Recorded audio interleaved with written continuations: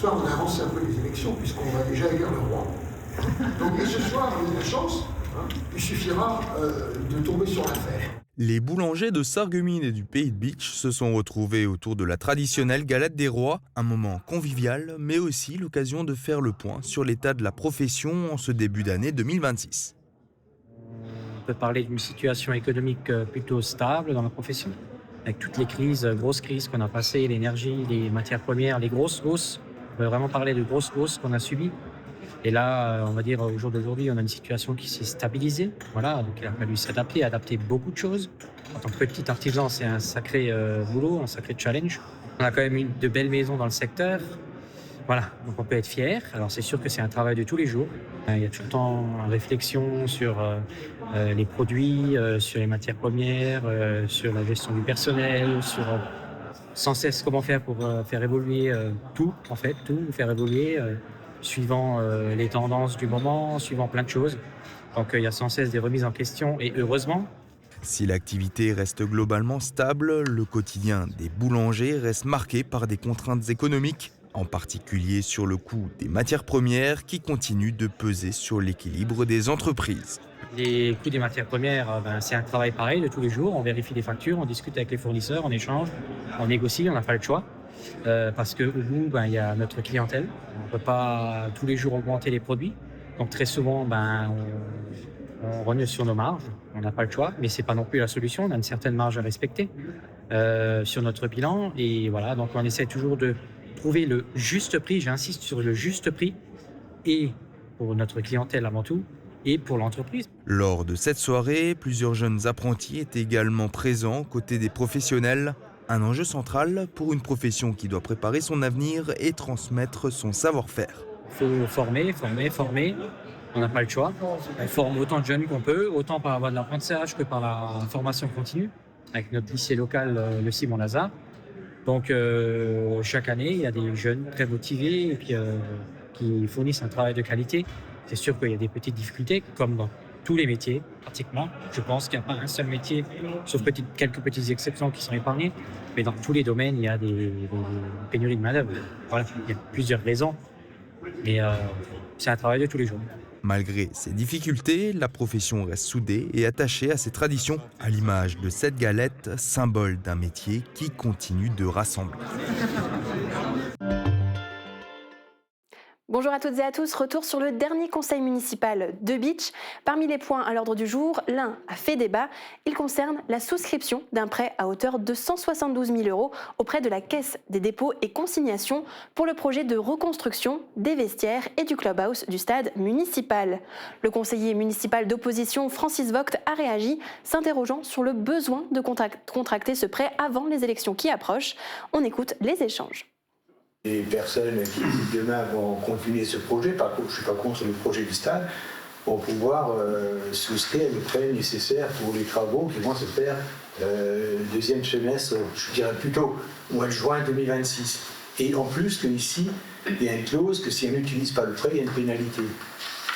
Je pense que c'est un peu dommage d'anticiper sur un prêt. Mais ça n'empêche pas de lancer les marchés préalablement auprès des entreprises avec lesquelles nous sommes encore aujourd'hui, pour certaines, en phase de négociation, puisqu'elles vont devoir, celles qui ont été sollicitées, remettre une contre-proposition, puisque la consultation et le marché le permettaient, d'ouvrir une phase de négociation avec les entreprises. Il faut être réaliste. Si demain le marché, après les élections, je pense qu'il serait plus judicieux que l'équipe, peu importe laquelle, signe le marché, mène le marché, et que derrière ils font les prêts nécessaires avec des conditions qui sont les conditions du marché à ce moment-là. Je ne pense pas qu'on soit dans un mauvais plan de financement ou dans un mauvais timing par rapport à la réalisation des vestiaires, qui de surcroît, je le rappelle, peut-être que je le dis pour une première fois, avant négociation, nous avons quand même emprunt inclus un montant de 809 858 subventions et l'emprunt de 172 000 € pour un montant de travaux de 1 165 000 hors taxe. Il y a un financement, autofinancement, laissez-moi finir s'il vous plaît. Nous avons un autofinancement de 350 000 € sur ce projet-là. Donc hors taxe, oui, sur le hors taxe. Donc voilà, on sécurise, on a fait le plan de financement, ce sera lancé dès que c'est possible. Le point a été approuvé malgré une voix contre. Une nouvelle pour les collégiens de Beach. En septembre 2026, une section sportive golf va ouvrir en partenariat avec le golf municipal. Le point a été adopté à l'unanimité. Elle permettra à des élèves volontaires de bénéficier de 3 heures de pratique encadrée par semaine. La section sera composée de 5 à 8 élèves par niveau de classe. Une réflexion est aussi en cours avec le lycée Tessier. Enfin, un dernier point concernait une absence de consensus entre la ville et la communauté de communes du Pays de Beach à propos des charges liées au transfert de la compétence de la crèche et de la maison de l'enfant. Effectué le 1er janvier 2019, les conséquences financières de ce transfert vers la CCPB n'ont toujours pas été actées et les délais réglementaires ont été dépassés. Les deux parties se sont réunies au mois de décembre, mais aucun accord n'a été trouvé sur la compensation financière.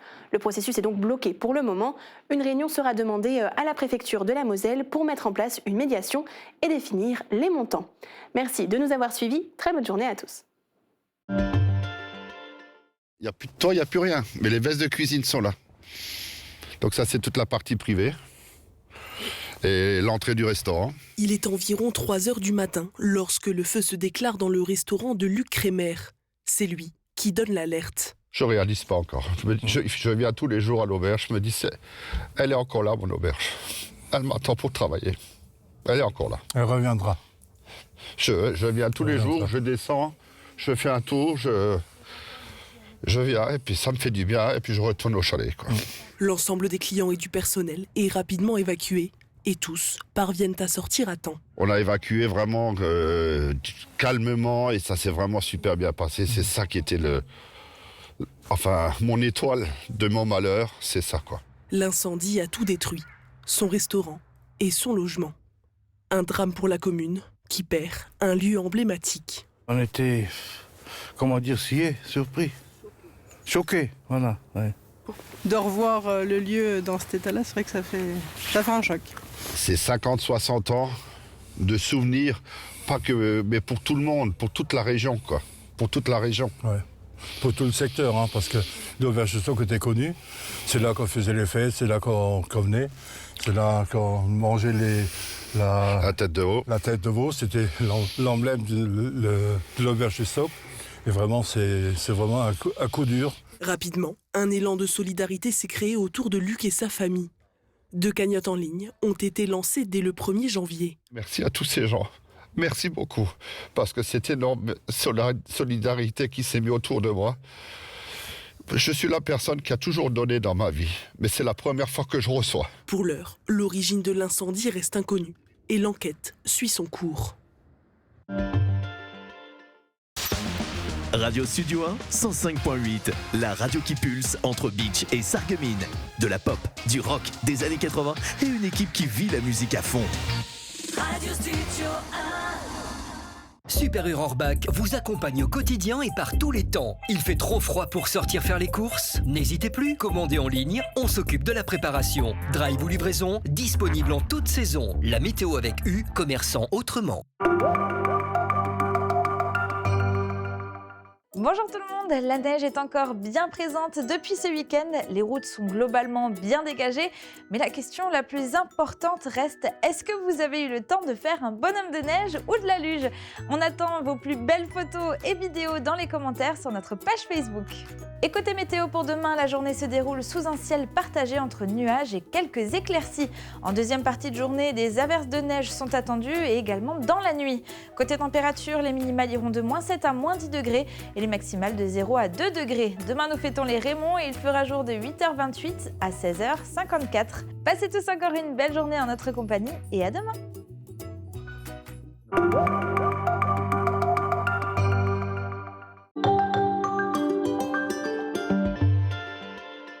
Pour le groupe Eric Wagner, 2025 a été une année riche en projets et en réussites.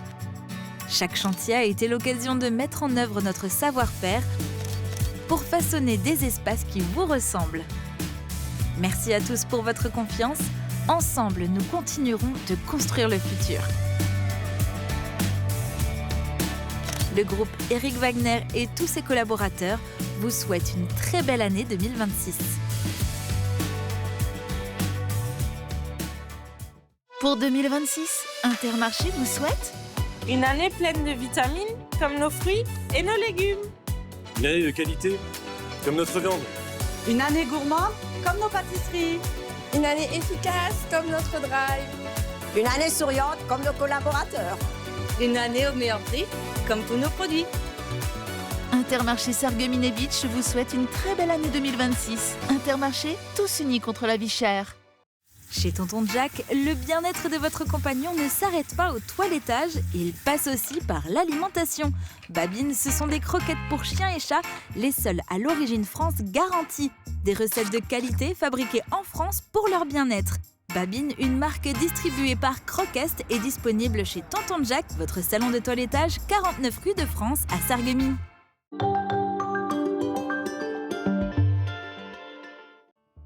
Ce mois-ci, dans Au Plat, direction le Pays de Bitche, visitez le musée Saint-Louis qui célèbre l'héritage de la première cristallerie de France. Donia Lagdar me fera découvrir les collections permanentes, les pièces incontournables, mais aussi le savoir-faire des artisans verriers travaillant le cristal en fusion. À découvrir ce samedi sur Mosaïque Cristal.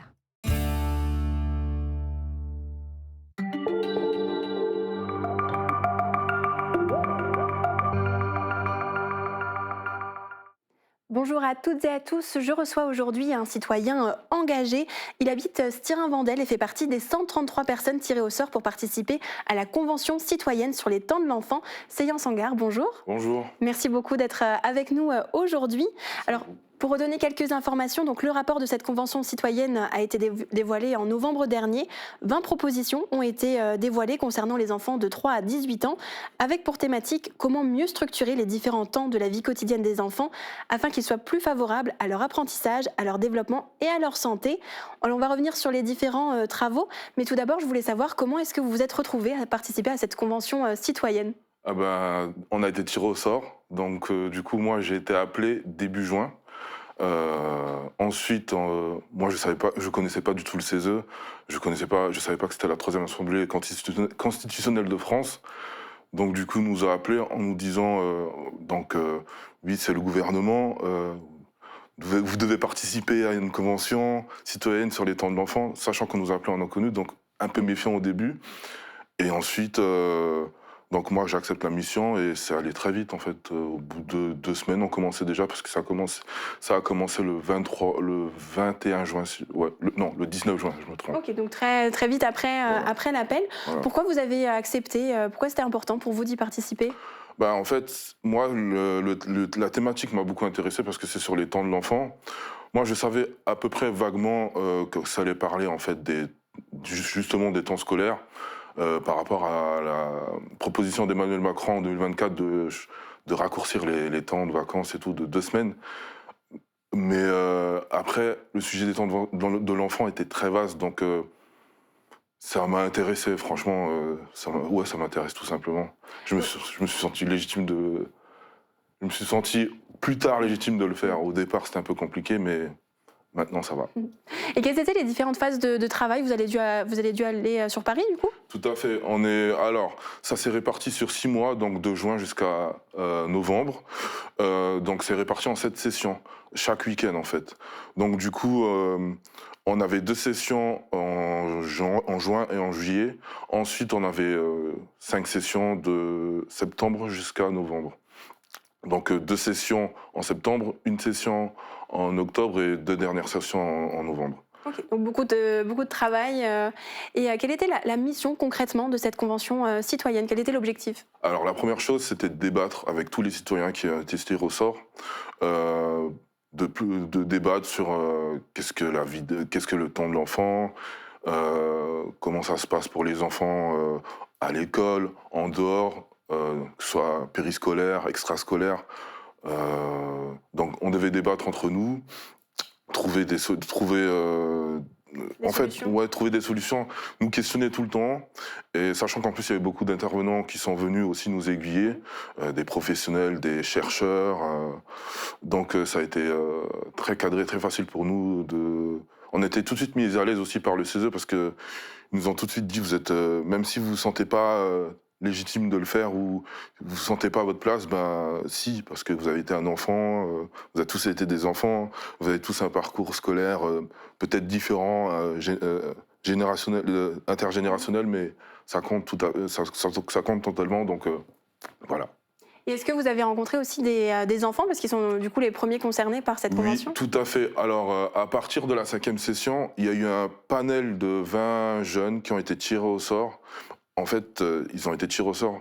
Ça a été proposé via les réseaux sociaux du CESE. Ils ont sélectionné parmi des concurrents, en fait, des participants alors c'est de 12 à 18 ans. Et oui, ils sont participés à la 5e et la 6e session. Ils ont rendu leur rapport. Qu'ils nous ont rendu directement. Ça nous a aidé pour les travaux, en fait. Donc, ils étaient là. Donc, c'était très important pour nous de les avoir. Ils ont apporté un œil neuf, un œil nouveau, un œil, je dirais aussi... Parce qu'ils sont en plein dedans, tout à fait. À l'école, etc. C'est, comme dit, les principaux concernés par ces questions-là. Tout à fait, tout à fait. C'est les premiers concernés, ils savent ce qui ne va pas, en fait, ou ce qu'il y a déjà de bien. Donc, c'était vraiment bien de les avoir, très pertinent. Ils ont aussi fait des propositions qui allaient dans notre sens, en fait. Ça se regroupait, donc parfait. Voilà, parfait. Et donc de tous ces travaux, tous ces échanges, j'en ai ressorti 20 propositions, notamment liées à l'école. Alors selon vous, il faudrait adapter, changer le temps de travail à l'école? Oui, alors la première proposition qui a fait, on va dire, qui a fait beaucoup de bruit au sein des médias, c'était de commencer les cours à 9h. Effectivement, on le sait depuis longtemps, il y a eu beaucoup de rapports qui ont été faits, que le rythme biologique des enfants est complètement décalé et c'est souvent calqué sur la vie des adultes. Et donc, un exemple tout bête, un collégien, il a l'habitude de se réveiller un peu plus tard. Et donc, s'il commence l'école, par exemple, à 8h, il est un peu décalqué, il ne retient pas forcément les choses directement. Et... sachant que c'est souvent le matin où il y a les cours théoriques les plus denses, que ce soit français et mathématiques. Donc déjà, pour commencer à 9h, c'était déjà un prérequis. C'est mieux pour eux, ils ont le temps de se reposer. Et la deuxième chose aussi, c'était de modifier les apprentissages. Donc commencer les cours théoriques dits denses, dits très importants, entre guillemets, le matin, que ce soit le français, maths ou autre. Et... à midi, justement, il y avait dans une des propositions, c'est proposer 1h30 de pause repas, de temps de qualité pour qu'ils se reposent, pour qu'ils mangent sainement, pour qu'ils n'aient pas à se presser aussi. Et ensuite, l'après-midi, c'est plus des cours dits pratiques. Donc ça va être du sport ou des cours... comme par exemple du bricolage, on a proposé du bricolage, de l'art, enfin toutes sortes de choses dites pratiques, quoi. Et ensuite, c'est censé se terminer à 15h30.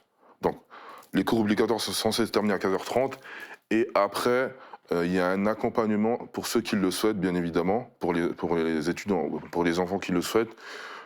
Ils auront, des extrascolaires, par exemple, le prolongement, par exemple, s'ils ont des cours de piano, le prolongement... les activités extrascolaires... Voilà, exactement, okay. Exactement. Et que ce soit cadré aussi. Ce sera en association avec différentes associations, que ce soit aussi, en partenariat aussi avec les collectivités aussi. Donc c'est pour ça que c'est aussi très important que je sois là aujourd'hui, pour le coup. Et est-ce que vous avez aussi évoqué les vacances scolaires? Parce qu'on en parle souvent, c'est souvent remis sur la table, ce sujet. Oui, tout à fait. Justement, on a parlé des vacances scolaires. Alors nous, on a fait un vote en fait au bout de la 6e session par rapport aux propositions justement qu'on propose via le rapport. Et on parlait justement si on devait réduire les vacances, donc c'est réduire les vacances scolaires, par exemple, je dis de 2 semaines, réduire aussi les vacances... alors, c'est pas les vacances de... Donc les vacances d'été, les réduire de 2 semaines, c'est ça? Les vacances d'été, les réduire de 2 semaines. Les vacances d'avril et de février aussi, les réduire soit de 1 semaine, ou voilà, pour que justement, ils aient plus de temps libre pendant leur scolarité aussi. Donc ça a été proposé, mais non, ça n'a pas été ça n'a pas été admis en fait dans les propositions. Donc on ne touche pas aux vacances actuellement. Ok. Donc quand on parle du temps de l'enfant, donc il n'y a pas que l'école dans leur vie. Quelles sont les autres propositions pour leur vie quotidienne? Il y a plein d'autres propositions. Par exemple, comme j'avais parlé de les différentes apprentissages, que ce soit les cours théoriques le matin et les cours pratiques le soir. Notamment moi, une proposition qui me tient énormément à cœur, c'est les temps de trajet qui soient réduits en fait, surtout en milieu ruraux. Donc actuellement, on n'est pas censé savoir, en tout cas moi à Styrin à Forbach, il y a une heure de bus. Voilà, il y a une heure de trajet, il y a une heure d'attente de bus. Quand tu es jeune, en fait, t'as pas trop le choix de déplacer en bus ou autre. Mais je trouve que ce serait bien de réduire les temps de trajet aussi, les temps d'attente, qu'il y ait plus de propositions de trajet pour les enfants, pour qu'ils puissent aller pratiquer les activités, que ce soit périscolaires ou extrascolaires, en fait, ce serait beaucoup plus simple pour eux. Et aussi, ça permet aussi une certaine dynamisation de la ville aussi, que les jeunes reviennent, en fait, ils peuvent mieux s'engager aussi par la suite. Donc ça aussi, c'est une proposition qui me tenait à cœur. Ensuite, on a eu des sujets transverses aussi qui sont très importants, notamment la parentalité, qui joue un rôle crucial. Les parents doivent participer justement à la vie, de les sensibiliser par exemple au temps des écrans. Je pense que tout le monde sait que c'est le fléau en tout cas de nos jours. Les enfants passent trop de temps à l'école, dans leurs écrans, pardon. Et ça aussi, c'est les sensibiliser en fait. Donc la parentalité, il y a aussi les inégalités sociales et territoriales. Donc suivant une région ou une autre, c'est pas pareil.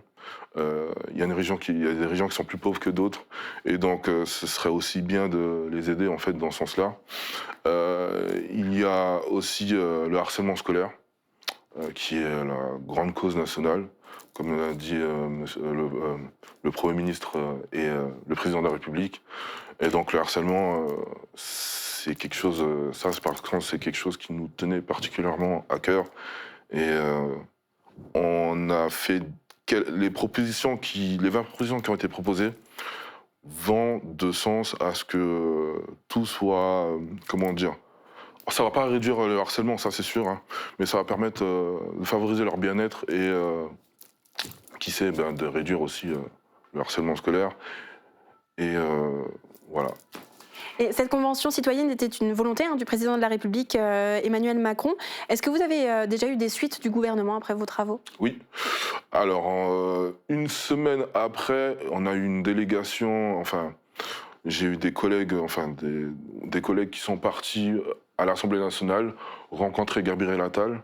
Donc, il a été très intéressé par notre rapport et il a voulu en discuter.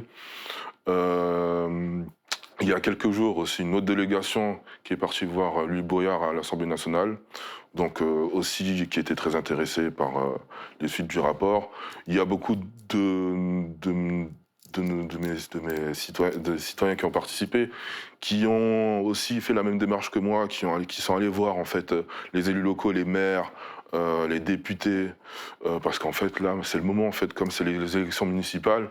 C'est le moment de les voir en fait et de parler en fait, de porter le rapport en fait, de porter nos propositions, car je pense que ça va dans le sens pour le bien-être des enfants. Donc oui, il y a beaucoup de choses qui se passent.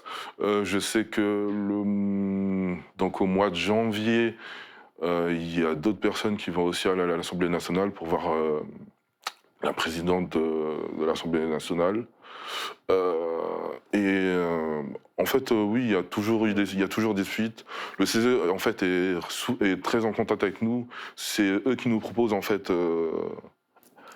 justement, les rencontres, les rendez-vous avec les ministres ou les députés. Et non, il y a une suite, ça continue. Et nous aussi, on n'a pas encore créé une association, mais on est dans un groupe WhatsApp avec les 131 citoyens. On se parle toujours, on se donne des conseils. On est toujours actifs en fait. Et donc, le but à long terme, c'est de créer une association justement dans ce but pour justement continuer votre action. Exactement, porter le rapport. Et aujourd'hui, qu'est-ce que vous attendez concrètement des élus du territoire en Moselle, par exemple ? Qu'ils prennent vraiment connaissance du rapport et qu'ils le lisent, parce que beaucoup, en fait, ne regardent que la télé et regardent que les propositions dites les cours à 9h, voilà, les propositions choc, or que ce n'est pas que ça, en fait. Le rapport, je pense qu'on a fait du mieux qu'on a pu, enfin, on a fait du très bon travail, sachant qu'on est beaucoup d'experts. Le rapport parle, en fait, de la situation de la vie de l'enfant, mais vraiment on pourrait même dire de 0 à 3 ans, de 0 jusqu'à 18 ans en fait.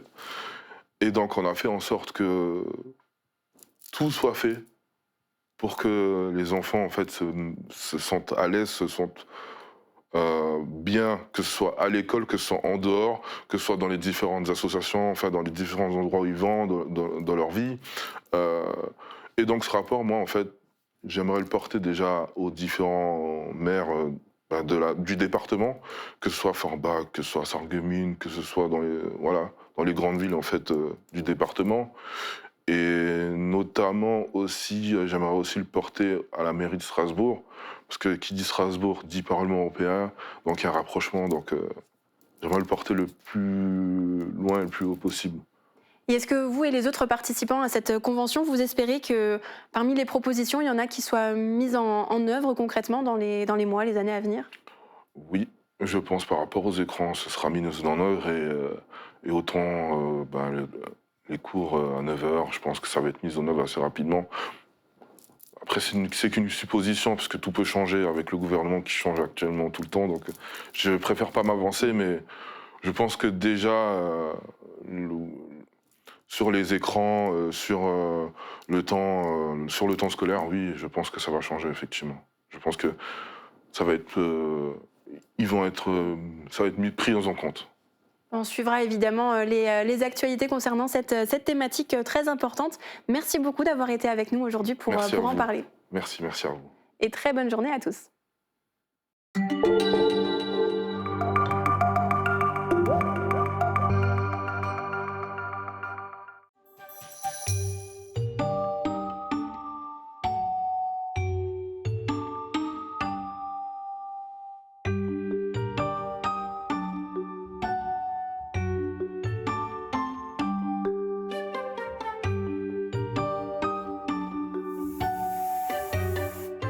Je viens de Sarreguemines et je travaille dans ma maison familiale. Quand on m'apporte un objet, je regarde d'abord si ça me plaît un peu, en gros, quoi.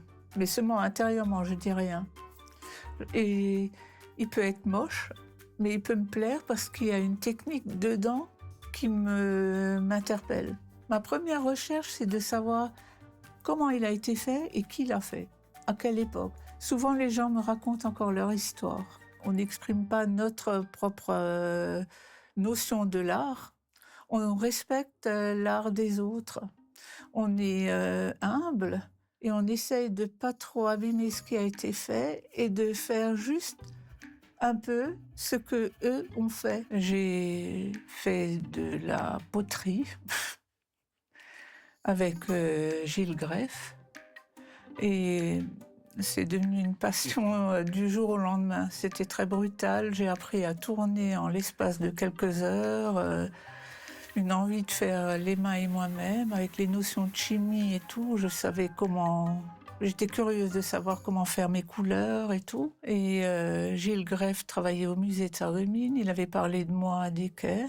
Il voulait que je vienne travailler dans les laboratoires ou l'atelier de restauration qu'il y avait au musée. On faisait de l'archéologie et j'ai fait de l'archéologie aussi. J'ai demandé aux ateliers de Strasbourg, au Château des Rouen, s'ils voulaient bien me prendre pour faire des stages. Et je suis allée là-bas, chez monsieur Alain Schmitt. Et puis ça allait bien. J'avais mon petit coin dans cet atelier de restauration et il me montrait plein de choses. Et il y a monsieur Hutschneider qui m'avait demandé si je voulais pas travailler avec lui pour commencer sa faïencerie.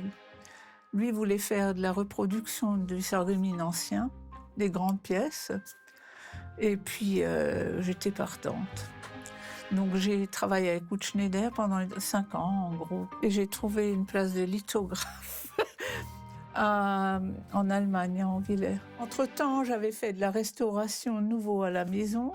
J'avais travaillé pour les musées. J'ai fait le concours meilleur ouvrier de France. Ma carrière, c'est que ça, quoi. Ça n'a été que des coups de cœur, quoi. Et différent, tout ce qui touchait la céramique, mais par tous les côtés. J'ai l'impression que j'ai encore rien fait. J'ai pas l'impression d'avoir tout ça en moi. Dès que ça devient simple, je n'ai plus envie. Je n'aime pas les choses simples. J'ai envie. Il faut que ce soit chaque fois compliqué. Le plaisir que ça me fait de trouver une façon de faire, d'apprendre, toujours apprendre. Je fais toujours ce que je sais le mieux faire. Si c'est pas assez bien, j'enlève tout et je recommence. Jusqu'à ce que ce soit vraiment, que je puisse le donner. Et que la personne qui l'a soit contente, quoi. Ça donne toute la valeur à la pièce et là, je suis contente. J'essaie d'être heureuse chaque jour. J'essaie que tout le monde soit content. Enfin, j'essaie que tout soit bien, que chaque jour soit un bon jour. Avec les autres, on ne vit pas tout seul.